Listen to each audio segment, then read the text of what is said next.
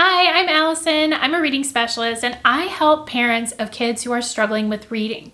In this video, I'm going to explain how to help your child move up in their reading level.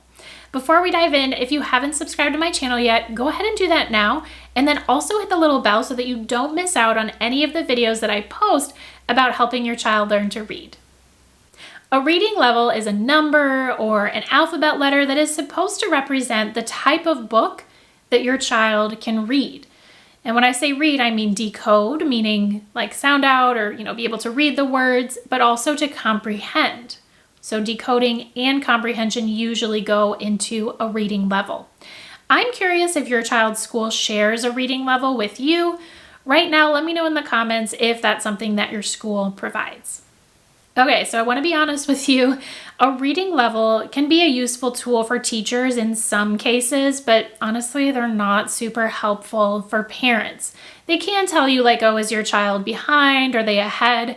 But beyond that, they don't really give you enough information. What is way more helpful and what can actually, inform you so that you can help your child move forward and move up reading levels is to know where your child is with different skills that make up reading.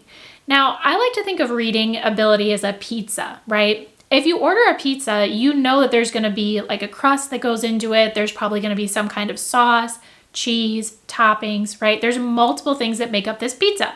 If you ordered pizza in a restaurant and somebody just gave you a crust that was baked, you'd be like, no, this is not a pizza. The same thing applies to reading. Reading ability is not just one like big skill, it's made up of different things, just like a pizza is made up of different components. So what you want to know instead of just this reading level is how is my child doing with these different components that make up their reading ability? So let's talk about some of those skills. And again, these are things that you can ask your child's teacher about, okay? So if your child is just learning to read, ask about their phonemic awareness ability. Two important phonemic awareness skills are blending, being able to put sounds together. So if I say app, can your child say map? This is something that you can practice out loud, but it's also something that they'll practice when they're reading, right? Because they're saying the letter sounds and blending them together. So that is blending. And another important skill, this is especially important for your child being able to spell words, is segmenting. So if you say the word hat, can your child say at? Can they break it up into those individual sounds? So if your child is struggling with either of those skills, then that's something that you can work on at home. But again, you first have to know, is that an area where they're struggling? So phonemic awareness. The next thing you can ask about is their phonics knowledge. What skills are they struggling with? Do they need to learn just the letters of the alphabet still? Or are they struggling with long vowels, tricky patterns like OA and EA, right? All of those crazy things that make up the English language. What skills do they know? What skills do they not know? And by the way, I will include a link to a free guide so that you can actually find that out on your own, where they're at with their phonics skills. And if you want a big picture of where they're at with all of these skills that I'm talking about, definitely consider joining our Rising Readers program, because we give you a comprehensive assessment for your child. We coach you and help you learn how to help them. And based upon, exactly what skills they need to work on, we guide you and we give you all the materials to do that. So Rising Readers is a really comprehensive solution. But anyway, coming back to these different skills that make up the reading pizza, next up we have high frequency word knowledge.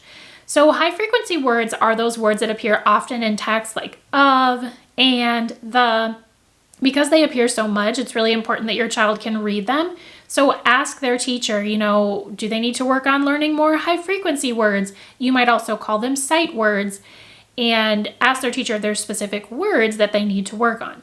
Another area that you can ask for more information is their reading speed. Ask if they're reading quickly enough. Your child's school may be able to tell you like, oh, by this time in the year, they should be reading however many words per minute. And that can tell you, they might have done an assessment to show you like, okay, your child is reading below, so they need to work on picking up their pace or, building those like sub skills so that they can get more quick at reading. Okay, so reading speed is something else.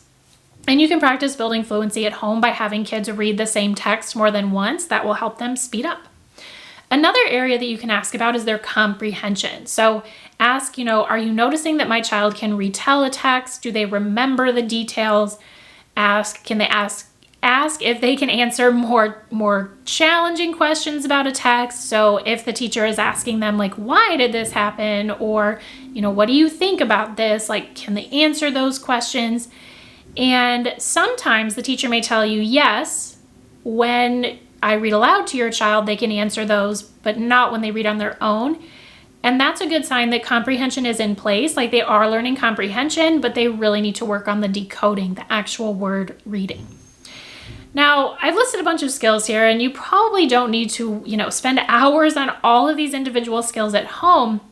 But if you do find out that information on what specifically your child is struggling with, that is the best way to help them move up reading levels.